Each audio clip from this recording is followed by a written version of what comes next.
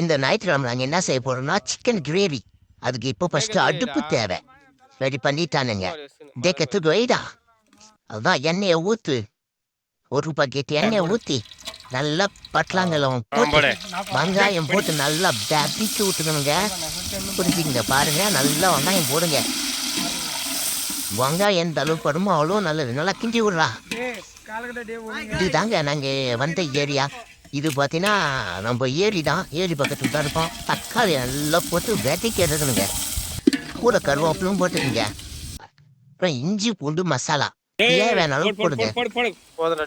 தேவையான அளவுக்கு போட்டால் தான் கரெக்டாக இருக்கும். நல்லா கிண்டி விடுங்க.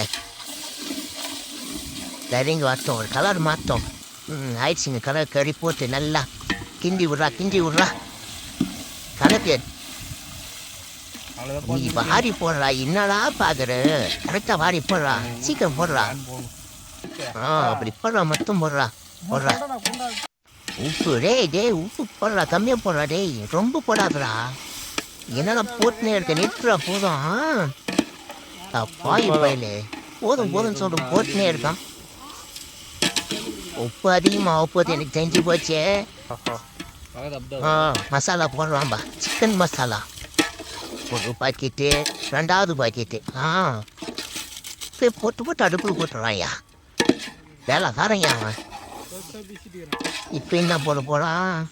மிளகாத்தூள். காரம் சும்மா சுள்ளுன்னு வண்டிக்கு அறுப்புதான் நினைக்கிறேன்.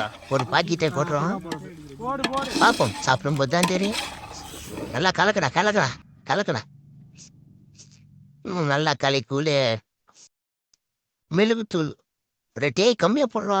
அது சாப்பிட்டு முடிச்சது சுடுற நேரம் காரம். மிளகாத்தூள் 1 பாக்கெட் எடுத்துக்கிட்டா இருக்கிற. அது அங்கே போயிட்டா. கலக்கடா. கலக்கும் போதே சாப்பிடணும்னு தோண்டுதே. உங்களுக்கு தோண்டுதா? உங்களுக்கு அண்ணா இது சாப்பிடணும்னு தோண்டுச்சுன்னா ஒரு கமெண்ட் பண்ணுங்க பார்க்கலாம். ஒரு வாசனை. கலக்கடா. என்னடா தேவை? பீஸ் துண்டுறீங்க. எனக்கு ஒரு பீஸ் கொடுங்கடா. டாட்டா தண்ணியை ஊத்திட்டான்டா. சேலோ ஊத்து. பொதி வந்துச்சு. இன்னைக்கு ஒரு புட்டி உப்பு ஜாஸ்தியா போட்டாங்க. அதனால உருளைக்கிழங்கு போட்டு உப்பு குறைச்சிருக்கோம். நாங்க தான் சாப்பிடாதீங்கடா. கை வைக்கிறோம். எல்லாம் ஒன்னா சாப்பிடலாம்டா. இன்னைக்கு ஒரு புட்டி. நீங்களும் மறக்காத வந்துடுங்க ஃப்ரெண்ட்ஸ்.